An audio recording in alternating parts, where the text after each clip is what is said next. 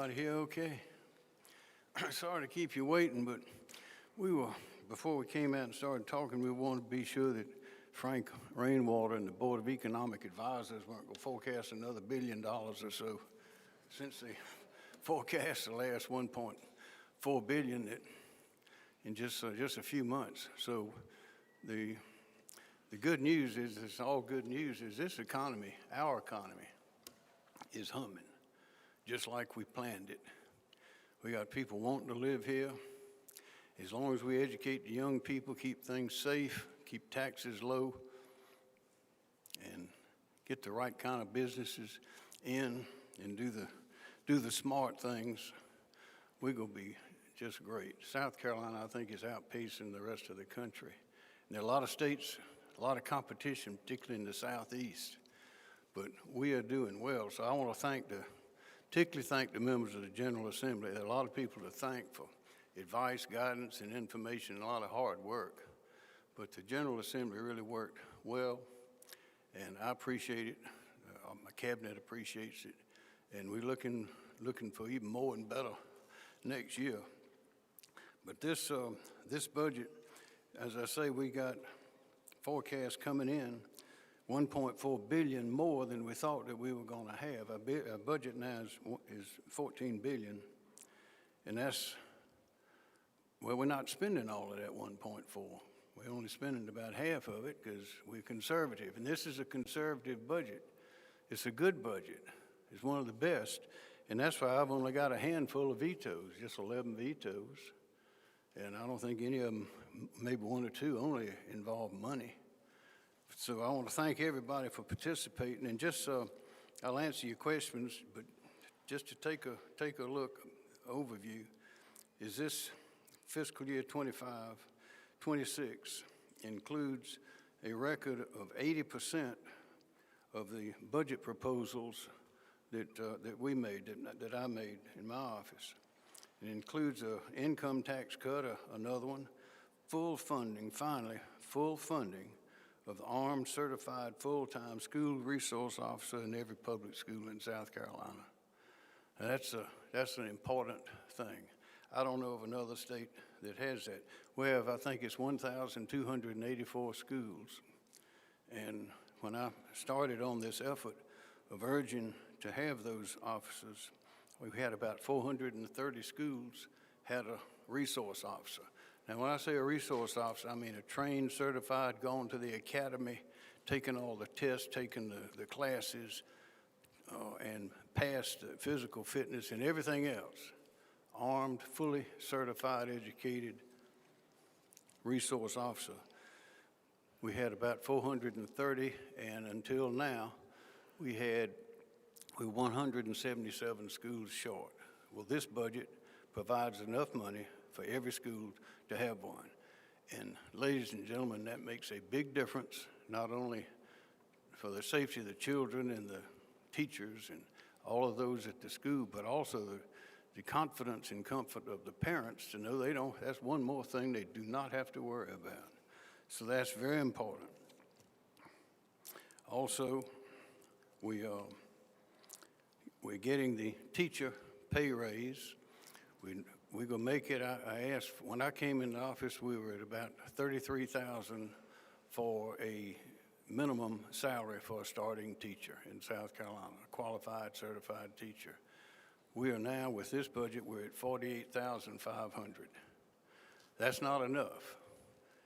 I had asked the legislature to give us $50,000 by next year. I wish we'd gotten $50,000 this year, because our teachers, without the very best teachers, and we got great teachers, but they won't stay teaching if we don't pay them. But we are now at $48,500, and that is the minimum starting pay. And what my request was and is, and goal is that to be at least, emphasis on at least $50,000 for starting minimum salary for a brand new teacher by next year, and I'm confident that we're going to get there. We've had law enforcement raises. We're freezing college tuition. College tuition's expensive. You got room and board and all that on top of that. But again, we're freezing the college tuition. We've made key investments in infrastructure. If you go out and look at the roads, a lot of roads being repaired. And by the way, we have more state highways, more miles of state highways in South Carolina, I think, than any other state, not because we have more miles of roads, but just because most of our roads are state highways, even though in another state they may not be a state highway, and ours they are. So we're making great progress there. In workforce development, we have training programs.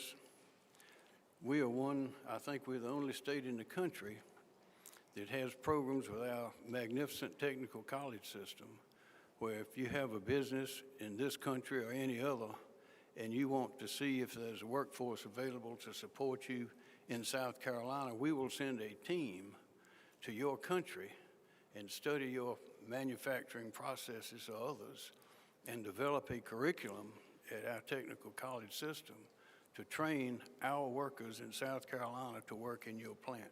Nobody else does that. We have so many things that we have done over the years to get stronger and stronger, and that is why when you look at the economic forecast by the Board of Economic Advisors, you see them just going up and up and up in South Carolina.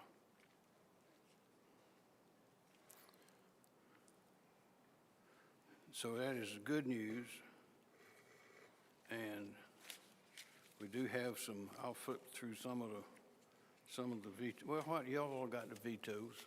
Who wants to ask a question?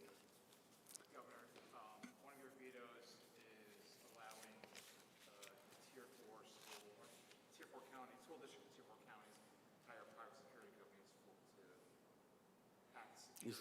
It's to disallow that. Why not allow private security companies if those schools are having a hard time finding school resource officers? Well, those school resource officers, that is a technical term. That means someone who has gone to the academy, has taken all the tests, has taken all the examinations, all the training that's required. That's where those resource officers must come from. They must be qualified to be a deputy sheriff or a sheriff. It has to have that high qualifications. What this bill sought was for a school district just to be able, or a school to hire somebody, to have a private company find somebody and hire them. You can't do that under state law. To be a school resource officer, you have to have all those qualifications. Are you worried that some of the school districts in those poor rural areas are having trouble finding? They are, yeah, they are. But under state law right now, if a school over in one place can't find an officer, they can have an officer from another school district, another certified police officer, to come and work in their school. That is, they can share. And that's what they ought to do. What we don't want is unqualified people that have not had the training, that have not had met all the qualifications to be posted as a school resource officer when they're not qualified to do that. This is serious business, and we have to be sure that those that are on guard, on duty, and teaching and mentoring a lot of children at the same time, that they meet that high qualification. That bill would have skirted around that. And it's not necessary. We're paying well, and if they can, as long as they can borrow, one municipality can borrow, a school district can borrow from another municipality that is using those officers, then there should be no problem. You let the in-district compensation increase go through. Let the what? The lawmaker in-district compensation increase go through from $1,000 to $1,500, let's say $2,500. Are you worried about the implications on the pension for newer lawmakers who their compensation is now? I know there was a lot of debate on that, and the purpose of that bill was to raise the in-district expenses. I know there are in-district expenses. It's been a debate that's gone for for a long time. And I'm confident that they've gone up since whenever the last time was that they were raised, 1994 or something like that, I believe. So that's what they asked, and I'm relying on the good faith of the legislature. They say that it's gone up that much. They are the ones that are trying to pay those expenses. I'm in good faith, if they use that money for the in-district expenses as they're supposed to, then if that amount is legitimate, then that's a proper law. Now, whatever implications there are outside of that, that will be the worry of those who are taking advantage of the law. That is, the lawmakers themselves will have to explain that. Governor, do you hope next year's budget also does not have earmarks, or do you think there's a place for them and they should be brought back in with that grant program? I think the grant program, this earmarks, the problem with earmarks, the way they've been, it's not the earmark itself. It's not the amount of money. There's a lot of things that need money, and most of them can be addressed in the regular legislation. That is, by having hearings and discussing it so everybody will know what's involved. But the danger is the secrecy. It's the taxpayers' money, and the taxpayers need to be able to know where it's going, why it's going, who's going to spend it, how much is going to be spent, and otherwise. As long as the funds that are spent in this budget or another are spent properly, as long as they are spent with the citizens having the ability to know exactly what it's being spent on, then I'm okay. But what I'm asking is if a lot of money goes to a particular agency with just a broad definition and no one knows exactly where it's going to be spent, including the agency, then I'm asking the agency to get that information and make it public. The goal is every dime of this $14.1 billion budget, every dime needs to be open. The citizens need to know where it's going, why it's going, who proposed it, and who's going to be spending it, and what it's expected to do. If we're not doing that, then we're not doing our job.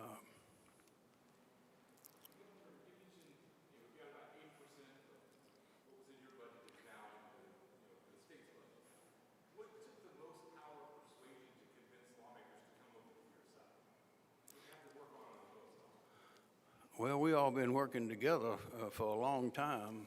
Since I arrived in January of 17, I think it's very much, many of us are like a family. We go back a long ways. And generally, if you communicate, collaborate, and cooperate, you try to understand the other fellow's point of view. And sometimes he's right and I'm wrong. Sometimes it's the other way. Sometimes we're talking about the same thing, just using different words. But that's the rule that we use in my office is in the agencies, when dealing with the public, when dealing with members of the legislature, communicate, collaborate, cooperate. That works best every time. So when we have a lot of conferences in my office, I have a lot of telephone calls. I see a lot of the members in various places and hear from a lot of citizens out there about what's going on. But as long as you're talking about it and you're trying to understand what the people need and what we're able to do, keep the conversation open, keep it above board. No point in getting angry. It works every time. And that's something we do with the cabinet agencies as well. There's a lot of transfer, a lot of cross-pollination, a lot of discussion among agency members. Back in the old days, nobody talked to anybody. And you'd often find two agencies going in opposite directions, all trying to do the same thing and duplicating efforts. We've gotten over that. And that's why this reorganization we've done with the Department of Mental Health, DHEC, all of those things are great steps forward. Because also, not only do we all communicate, collaborate, and cooperate, but with this reorganization we've done of these agencies, making them cabinet agencies, everybody out there knows if something goes wrong in that agency, they can come to me. And that'll be that way in the future for other governors as well.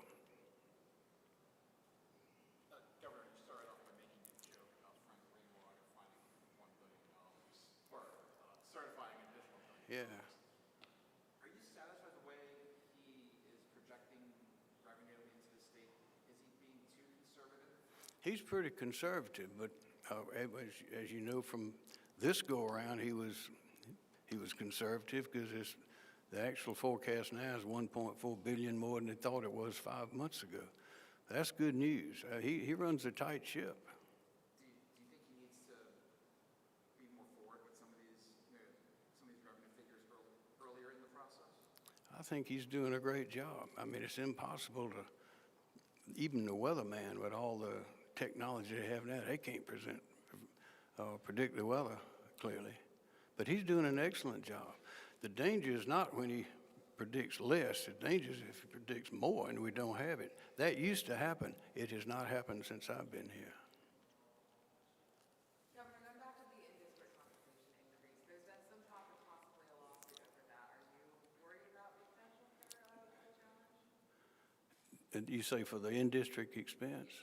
Well, it'll be an interesting lawsuit. I understand the issues involved, but again, that's the General Assembly determined that they needed that in-district expense. It seemed, according to what they were saying, that it is reasonable. Now, some people might think it's too high, others might think it's too low, but they can explain that. And if there's a legal challenge, then so be it. We'll see how it works out. Anything else? Good. Thank you. Remember, this is a great budget, and the next one next year is going to be even better than this year. Okay.